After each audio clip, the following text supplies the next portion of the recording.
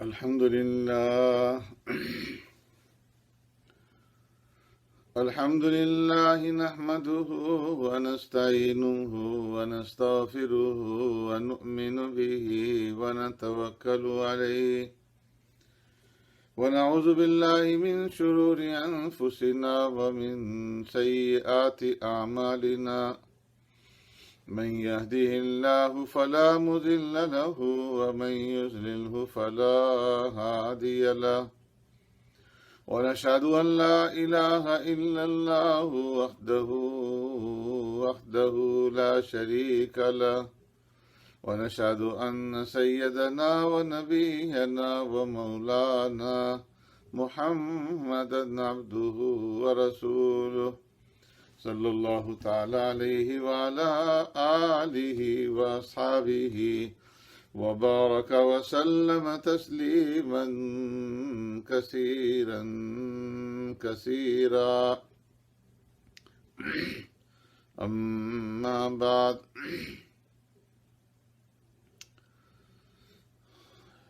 میرے معزز سامعین و ناظرین،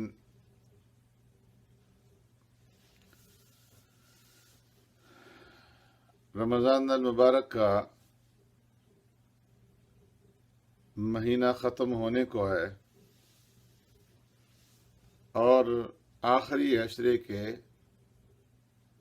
آخری ایام کے اندر ہم داخل ہو چکے ہیں۔ اس لیے یہ وقت اور زیادہ محنت اور کوشش کا متقاضی ہے، اس لیے کہ اب نتیجہ نکلنے کا وقت قریب ہے۔ رمضان المبارک کے مہینے کے اندر بندوں نے جو اعمال کیے ہیں، اب ان اعمال کا بدلہ لینے کا وقت قریب ہے، تو اس لیے محنت اور کوشش کے اندر اور زیادہ اضافے کی ضرورت ہے کہ تاکہ ہمارے اعمال کا خاتمہ اچھائی کے اوپر ہو اور نیک اعمال کے اندر اللہ تبارک و تعالیٰ کی طرف رجوع ہونے کی طرف اور دعاؤں کی اندر لگنے میں اور مغفرت طلب کرنے میں سستی اور کاہلی پیدا نہ ہو۔ اس لیے کہ رمضان المبارک کا مہینہ جس حال کے اوپر ختم ہوگا تو بعد کے جو ایام ہیں اس کا تعلق اس کے ساتھ جڑا ہوا ہوگا۔ اگر رمضان المبارک کا خاتمہ اچھے حال کے اوپر ہوگا، اس حال میں ہوگا کہ ہم اللہ تبارک و تعالیٰ کے زیادہ قریب ہیں اور اعمال کے اندر لگے ہوئے ہیں اور اعمال کے اندر سستی اور کوتاہی نہیں کرتے، تو رمضان المبارک کے بعد کی جو زندگی ہے تو اس کے اندر بھی ہم اعمال کے ساتھ جڑے رہیں گے۔ اور اگر ابھی ہم نے سستی اور کاہلی سے کام لے لیا تو رمضان المبارک کے خاتمے کے بعد پھر ہم ان اعمال کی طرف جائیں گے کہ جو سستی اور کاہلی کا سبب ہوں گے۔ اس میں قیام کا ترک ہوگا، روزوں کا ترک ہوگا، ذکر کا ترک ہوگا اور قرآن کریم کی تلاوت کا ترک ہوگا۔ تو اس لیے ضرورت اس بات کی یہ ہے کہ اس وقت کے اندر اور زیادہ اللہ رب العزت کی طرف ہم رجوع کریں اور زیادہ اپنے اعمال کو قبول کروانے کے لیے محنت اور کوشش کریں۔ اس لیے کہ اللہ تبارک و تعالیٰ نے قرآن کریم کے اندر فرمایا والذین یؤتون ما آتوا وقلوبهم وجلة انہم الی ربہم راجعون۔ کہ وہ لوگ کہ جو اعمال اللہ رب العزت کی ہاں لے کر کے آتے ہیں، اللہ نے جو انہیں مال اور دولت سے نوازا ہے، اس مال اور دولت میں سے وہ خرچ کرتے ہیں، اللہ کے راستے کے اندر صرف کرتے ہیں، لیکن اس کے ساتھ ساتھ ان کے دل جو ہے وہ کانپ رہے ہوتے ہیں، ڈر رہے ہوتے ہیں، اس لیے کہ انہیں اس بات کا یقین ہوتا ہے کہ وہ اپنے رب کی طرف لوٹ کر کے جائیں گے، اور نہ معلوم اللہ کہ ہاں میرا یہ عمل قبول ہوگا یا نہیں ہوگا۔ یہ ڈرنے والے کون لوگ ہیں؟ پیارے پیغمبر صلی اللہ علیہ وسلم نے ارشاد فرمایا کہ یہ وہ لوگ ہیں کہ جو نمازیں پڑھتے ہیں اور جو روزہ رکھتے ہیں اور جو صدقہ اور خیرات کرتے ہیں۔ روایت کے اندر آتا ہے ام المؤمنین سیدہ طاہرہ عائشہ صدیقہ رضی اللہ تعالی عنہا نے عرض کیا، یا رسول اللہ والذین یؤتون ما آتوا وقلوبهم وجلة اہم الذین یشربون الخمر ویسرقون، کہ اے اللہ کے رسول صلی اللہ علیہ وسلم، قرآن کریم کی اس آیت کریمہ کے اندر جو جن لوگوں کا ذکر کیا گیا ہے کہ وہ لوگ یؤتون ما آتوا وقلوبهم وجلة، کہ جن کے دل جو ہے اللہ کے خوف سے کانپ رہے ہوتے ہیں، اس سے مراد کون سے لوگ ہیں؟ کیا وہ لوگ ہیں جو شراب پیتے ہیں، جو چوری کرتے ہیں؟ تو انہیں اپنے ان اعمال کے پیش ہونے کے اوپر جو ہے ڈر ہوتا ہے، خوف ہوتا ہے۔ تو پیارے پیغمبر صلی اللہ علیہ وسلم نے ارشاد فرمایا، لا یا بنت الصدیق ولكن هم الذين يصومون ويصلون ويتصدقون ويخافون الا يقبل منهم۔ اس سے مراد وہ لوگ نہیں ہیں کہ جو شراب پیتے ہیں یا چوری کرتے ہیں، بلکہ اے صدیق کی بیٹی، اس سے مراد وہ لوگ ہیں کہ جو روزے رکھتے ہیں، نمازیں پڑھتے ہیں، صدقہ خیرات کرتے ہیں، اور پھر ان کو اس بات کا خوف ہوتا ہے کہ اللہ یتقبل منہم، کہ ان کے یہ اعمال اللہ رب العزت کے ہاں قبول نہیں ہوں گے۔ اس لیے کہ اللہ تبارک و تعالیٰ نے قرآن کریم کے اندر فرمایا، انما یتقبل اللہ من المتقین، کہ اللہ تبارک و تعالیٰ اپنے متقی بندوں سے ان کے اعمال قبول فرماتے ہیں۔ تو اس لیے اللہ تبارک و تعالیٰ نے رمضان المبارک کے مہینے کے اندر تقوی کا دروازہ کھولا تھا۔ اب دیکھنا یہ ہے کہ ہم میں سے کون وہ خوش قسمت ہے کہ جو تقوی کی دولت حاصل کر سکا ہے، اور جو اس بات کی توقع اور امید رکھتا ہے کہ اس کے اعمال اللہ رب العزت کی ہاں قبولیت حاصل کریں گے۔ اس لیے اس وقت میں ہر ایک مومن مرد کو اور ہر ایک مومنہ عورت کو اس بات کا خیال رکھنا چاہیے، اور یہ سوچ اور یہ فکر کرنی چاہیے کہ ہم اس مہینے کے اندر کس قدر اعمال کے اندر کوشش کر سکیں ہیں، اعمال کے اندر کس قدر ہم اہتمام کر سکیں ہیں، اور کس قدر ہم نے اپنا وقت اس محنت کے اندر، اس جدوجہد کے اندر، اس کوشش کے اندر گزارا ہے کہ ہم زیادہ سے زیادہ اعمال کر سکیں اور زیادہ سے زیادہ مال اپنے آگے بھیج سکیں، اللہ کے راستے کے اندر خرچ کر سکیں، اپنی جان کو زیادہ سے زیادہ اللہ کی عبادت کے اندر لگا سکیں، اور پھر اس بات کا جائزہ لیں کہ کیا ہم نے جو اعمال کیے ہیں یہ اعمال اللہ رب العزت کی ہاں قبولیت کا شرف حاصل کر سکیں گے یا نہیں۔ ابن عمر رضی اللہ تعالیٰ عنہ فرماتے تھے، لو علمت ان اللہ تعالیٰ تقبل منی مثقال ذرۃ من عمل او درہما واحدا صدقۃ ما کان غائب احب الی من الموت۔ اگر مجھے یہ بات معلوم ہو جائے کہ اللہ تبارک و تعالیٰ نے ایک ذرہ کے برابر بھی میرا عمل قبول کیا ہے، یا ایک درہم بھی میرا صدقہ اللہ تبارک و تعالیٰ نے قبول کر دیا ہے تو مجھے موت سے زیادہ بڑھ کر کے کوئی چیز محبوب نہیں ہوگی، اس لیے کہ اللہ تبارک و تعالیٰ کا ارشاد ہے انما یتقبل اللہ من المتقین، کہ اللہ تبارک و تعالیٰ تقوی والوں سے اعمال کو قبول فرماتے ہیں۔ تو میرے عمل کی مقبولیت اس بات کی دلیل ہوگی کہ اللہ تبارک و تعالیٰ نے مجھے تقوی کی حالت کے اوپر رکھا ہوا ہے، اور تقوی کی حالت کے اوپر ہونا یہ سبب ہے مغفرت کا، اور یہ سبب ہے دوزخ سے چھٹکارے کا، اور یہ سبب ہے اللہ تبارک و تعالیٰ کی رحمتوں کے وصول کا، اور تقوی کے اوپر ہونا یہ سبب ہے اس بات کا کہ اللہ تبارک و تعالیٰ اس کے اعمال کو شرف قبولیت عطا فرمائیں گے، اور اللہ تبارک و تعالیٰ اس کو اپنی رحمت کے اندر ڈھانپ لیں گے اور اسے دوزخ سے چھٹکارا اور خلاصی جو ہے وہ عطا فرمائیں گے۔ اس لیے کہ اللہ تبارک و تعالیٰ نے قرآن کریم کے اندر ارشاد فرمایا فَمَنْ زُحْزِحَ عَنِ النَّارِ وَأُدْخِلَ الْجَنَّةَ فَقَدْ فَازَ، کہ جو انسان دوزخ کی آگ سے بچا لیا گیا اور جسے جنت کی اندر داخلہ دے دیا گیا، فقد فاز، تو ایسا انسان جو ہے وہ کامیاب ہے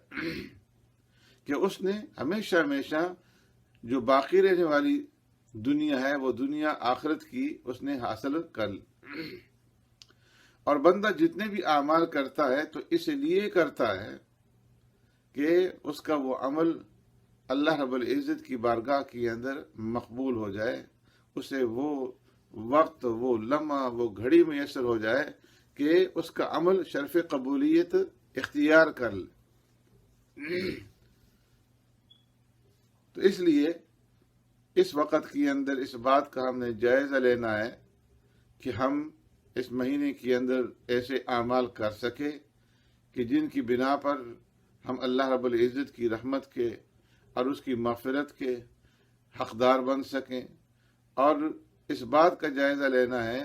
کہ ہم جو اعمال کر سکے وہ اعمال اللہ کی ہاں قبول ہوں گے یا قبول نہیں ہوں گے۔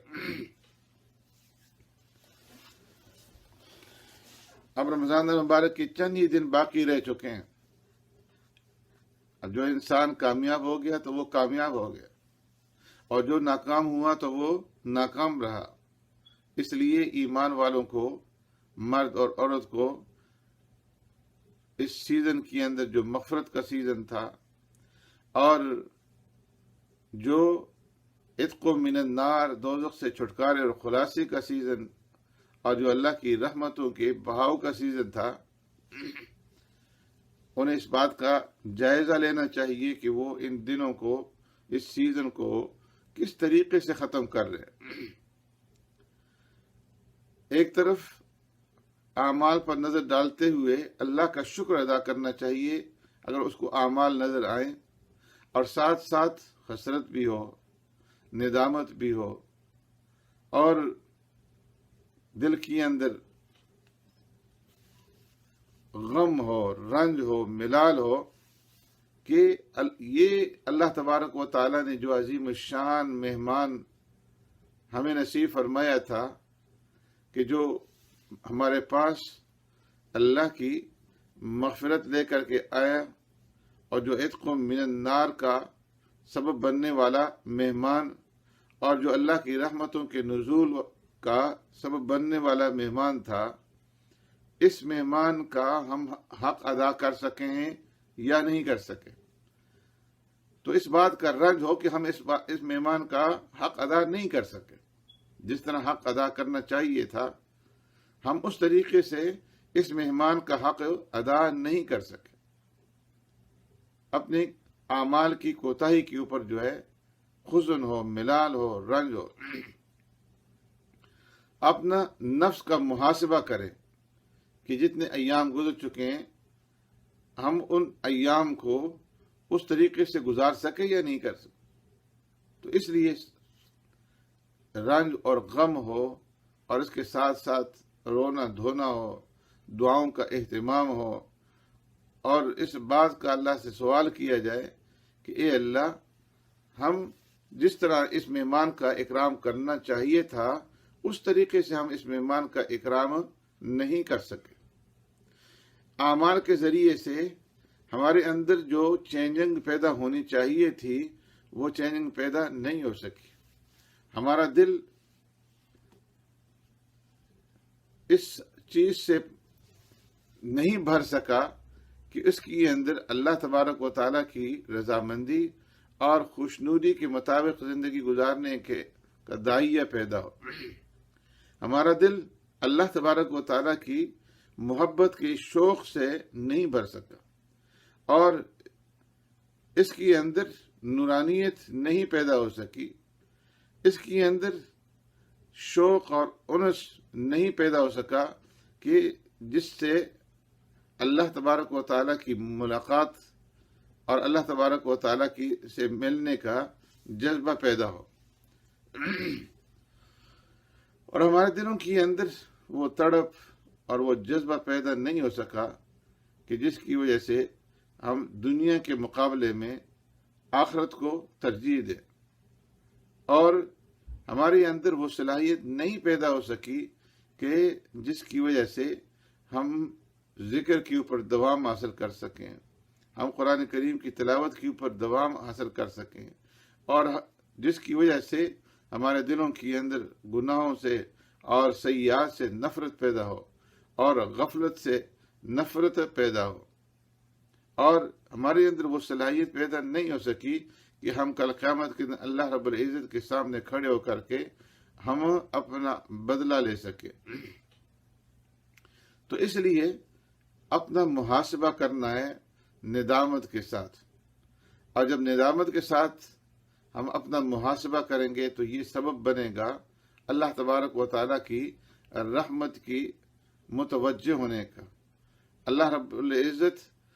ہماری اس ندامت کو دیکھ کر کے، ہماری اس کڑن کو دیکھ کر کے، ہماری اس تڑپ کو دیکھ کر کے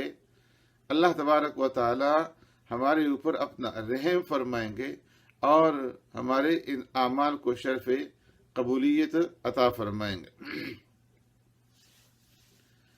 تو اس لیے اللہ تبارک و تعالی کی طرف ان دنوں کے اندر اور ان راتوں کے اندر، ان ساعات کے اندر جو باقی رہ چکی ہیں، رجوع کرنا ہے، اور اس کے ساتھ ساتھ ان آخری ایام کے اندر استغفار کی کثرت کرنی ہے، اس لیے کہ ایمان والوں کی یہ شان ہے کہ جب وہ عمل کرتے ہیں تو عمل کے اختتام کے اوپر وہ اللہ تبارک و تعالیٰ سے استغفار کرتے ہیں، اور استغفار کے ذریعے سے اس عمل کو اللہ رب العزت کی بارگاہ کے اندر پیش کرتے ہیں، اس لیے کہ ہر عمل کے نیک عمل کے اختتام پر خود اللہ تبارک و تعالیٰ نے استغفار کرنے کا حکم دیا ہے۔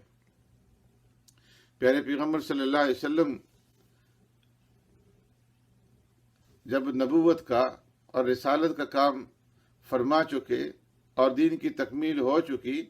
تو اس وقت اللہ تبارک و تعالیٰ نے آپ صلی اللہ علیہ وسلم کے اوپر سورہ نصر کو نازل فرمایا اذا جاء نصر اللہ والفتح، اے محبوب صلی اللہ علیہ وسلم جب اللہ کی مدد آ پہنچے اور فتح، وَرَأَيْتَ النَّاسَ يَدْخُلُونَ فِي دِينِ اللَّهِ أَفْوَاجًا، اور آپ لوگوں کو فوج در فوج اللہ کی دین میں داخل ہوتا ہوا دیکھیں، فَسَبِّحْ بِحَمْدِ رَبِّكَ وَاسْتَغْفِرْ، تو آپ اپنے رب کی حمد و ثنا اور اس کی پاکی بیان کیجیے اور اس سے استغفار کیجیے، اِنَّهُ كَانَ تَوَّابًا، بے شک وہ ہے توبہ قبول کرنے والا۔ اس میں اشارہ تھا اس بات کی طرف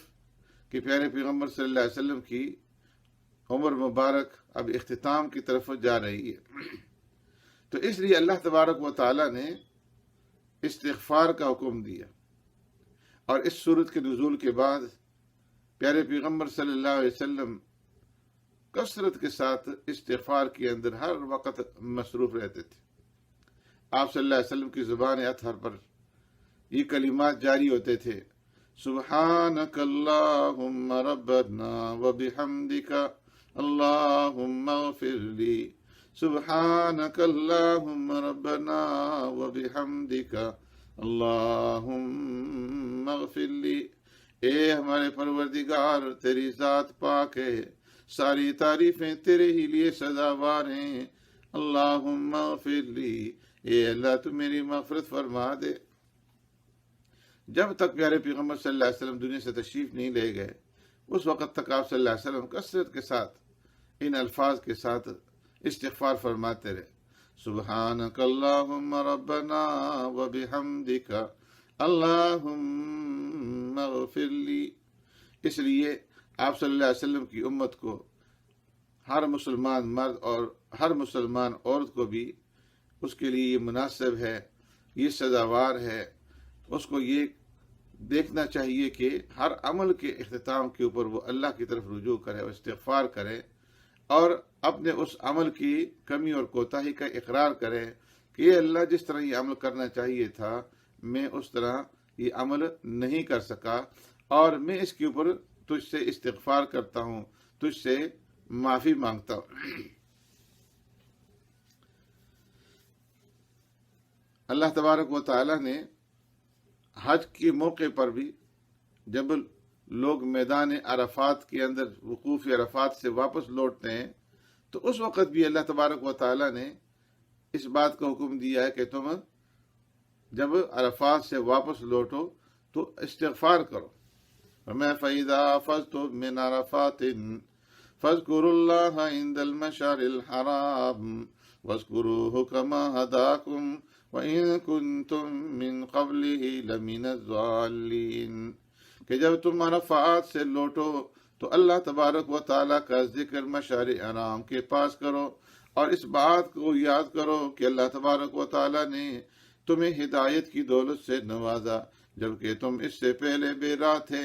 ثم افیضوا من حیث افاض الناس واستغفروا اللہ۔ تو عرفات سے واپسی کے اوپر کس چیز کا حکم دیا جا رہا ہے؟ واستغفروا اللہ، کہ تم اللہ تبارک و تعالیٰ سے استغفار کرو۔ عرفات کے اندر کیا کیا کہ اللہ کے بندوں نے، اللہ کی بندیوں نے عرفات کے اندر جا کر کے عبادت کی، اور اس کے اندر انہوں نے اللہ تبارک و تعالیٰ سے دعائیں مانگی، مغفرت طلب کی، توبہ کی، اللہ تبارک و تعالیٰ کی رحمت کے انتظار میں رہے، اور عبادت کرنے کے بعد جب واپس لوٹ رہے ہیں تو انہیں استغفار کا حکم دیا جا رہا ہے۔ وہ کوئی گناہ کر کے وہاں سے واپس نہیں لوٹے، اللہ کی عبادت کر کے اور حج کا اہم ترین رکن ادا کرنے کے بعد وہاں سے واپس لوٹ رہے ہیں، لیکن ایسے میں اللہ تبارک و تعالیٰ انہیں استغفار کا حکم دے رہے ہیں تاکہ وہ اس بات کا یقین کر لیں کہ ان کے اعمال کے اندر کمی اور کوتاہی رہی ہے، اور ان کے اعمال جس طرح ہونے چاہیے تھے اس طریقے سے وہ اللہ کے حضور وہ اپنے اعمال کو پیش نہیں کر سکے، تو اس وجہ سے اس کمی کوتاہی کے اوپر وہ استغفار کریں۔ اور جب بندہ استغفار کرتا ہے عمل کرنے کے بعد تو گویا وہ اپنے استغفار کے ساتھ اپنے اس عمل کے اوپر اس بات کی مہر لگا دیتا ہے کہ میرا یہ عمل جو ہے یہ مکمل نہیں ہے، اس کے اندر کمی ہے، اس کے اندر خامی ہے، اس کے اندر کمزوری ہے، اور میں کمزوری کے ساتھ اپنے اس عمل کو اللہ رب العزت کی بارگاہ کے اندر پیش کر رہا ہوں۔ اس لیے کہ جب بندہ یہ سمجھتا ہے کہ میں نے تو بہت اچھا طریقے سے عمل کیا ہے، تو ایسا عمل اللہ رب العزت کی بارگاہ کے اندر مقبول نہیں ہوتا۔ جس کو اپنے عمل کے اوپر ناز ہو کہ میں نے جس طرح عمل کرنا چاہیے تھا اس طریقے سے میں نے عمل کیا ہے، تو وہ عمل شرف قبولیت حاصل نہیں کر سکتا اللہ تبارک و تعالیٰ کی بارگاہ میں۔ لیکن عمل کرنے کے بعد پھر بندہ استغفار کرے کہ اللہ میں تو تیری شایان شاد کوئی عمل نہیں کر سکا، میرا ہر ایک عمل جو ہے اس کے اندر کمزوری ہے، اس کے اندر کوتاہی ہے، اے اللہ اس کمی اور کوتاہی کے ساتھ میں اس کمی اور کوتاہی کے اوپر تجھ سے استغفار کرتے ہوئے، معافی مانگتے ہوئے اس عمل کو تیری بارگاہ کے اندر پیش کر رہا ہوں، اس امید کے ساتھ کہ تو اس کو شرف قبولیت سے نوازے گا۔ اور پھر اس کے ساتھ ساتھ اللہ تبارک و تعالیٰ سے ان دنوں کے اندر توبہ کی جائے کہ ان دنوں کا رمضان المبارک کے مہینے کا خاتمہ ہمارا توبہ کے ساتھ ہو۔